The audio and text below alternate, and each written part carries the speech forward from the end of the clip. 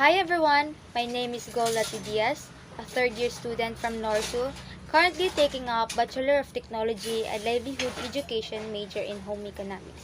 So for this video, I will going to discuss about portfolio.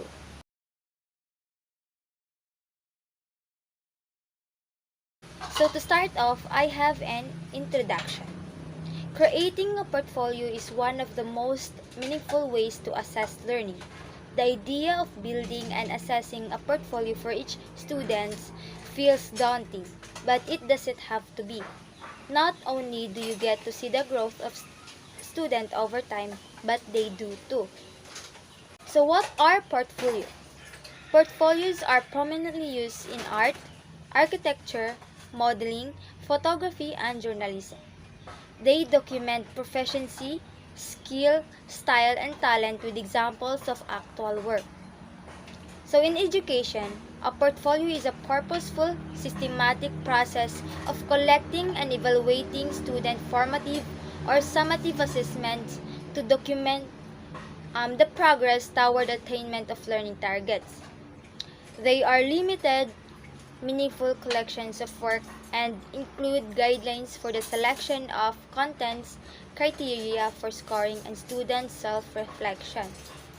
They are limited, meaningful collections of work in a way that the content of the portfolio they have made is meaningful and relevant to the topic they assigned, and include guidelines for the selection of contents and criteria for scoring and student self-reflection.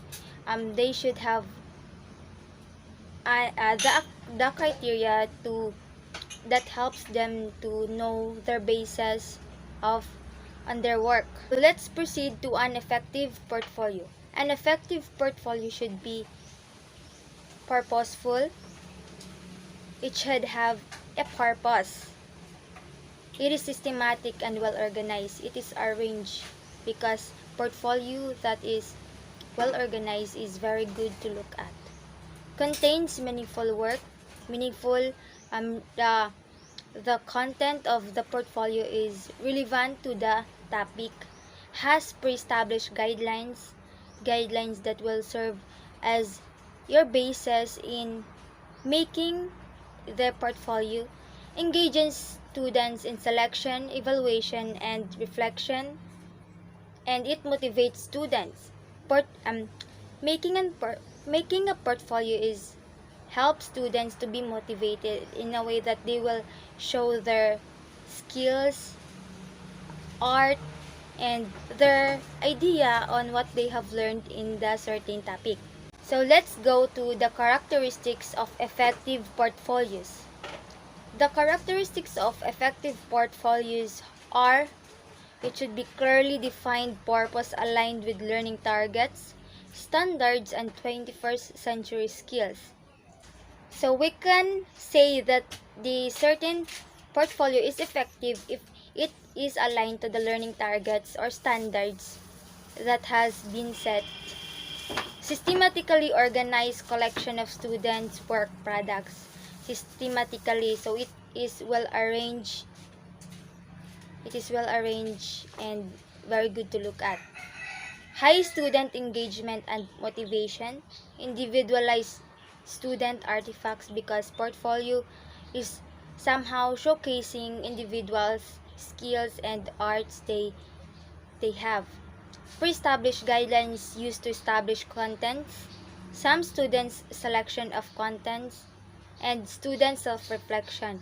Portfolio can also be a way in reflecting students' self because in making a portfolio, it is somehow helps students to be more open and engage in such things that their selves will be able to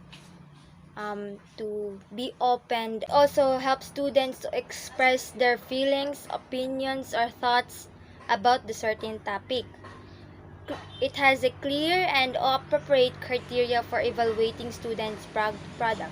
So it is also an important matter in considering an appropriate criteria because in this way students will have a better understanding on what they want to do on their portfolio. And lastly, it conferences held between students and teachers to review and evaluate, because portfolio is usually um, happens, or it is usually applied in the end of the semester or the class. So in this way, the teachers as well as the students will know what their weaknesses and strengths through making a review and evaluate their works. So there are two major types of portfolio, namely documentation portfolio and growth portfolio. Documentation portfolio, it is to highlight the development and improvement of student learning during a given period of time. It often contains a range of artifacts from brainstorm lists to rough drafts to finished products.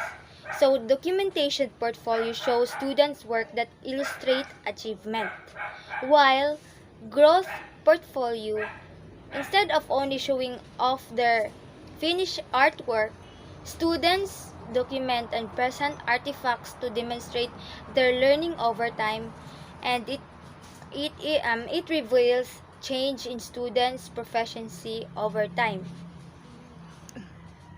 So as you can see in the screen, I have here an example of documentation portfolio. On the other hand, I have here a growth portfolio, an example of a growth portfolio. So again, the two types of portfolios are documentation portfolio and the growth portfolio. So there are different types of portfolio. The type, documentation celebration. The description of this is show students' best work, and the examples are highest scored test, highest graded paper, and best project.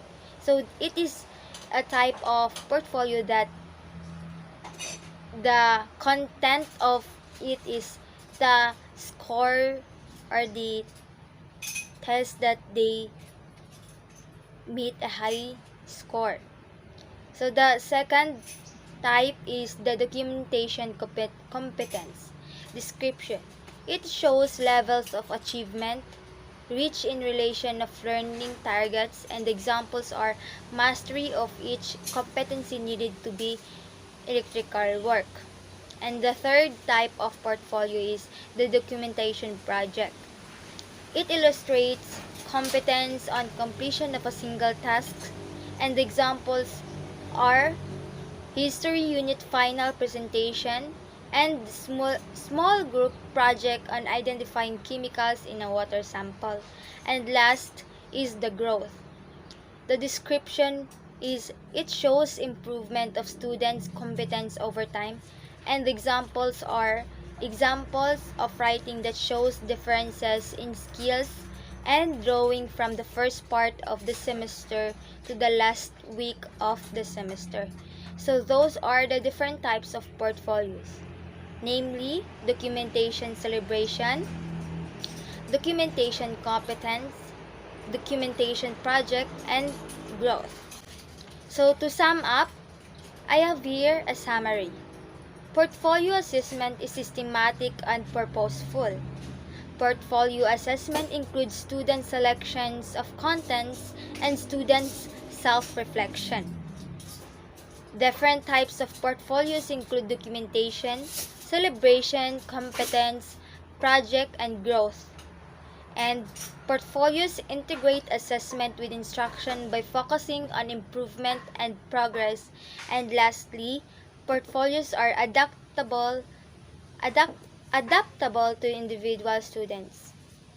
So that's all for this video. I hope that you have learned something. See you in the next video. Bye!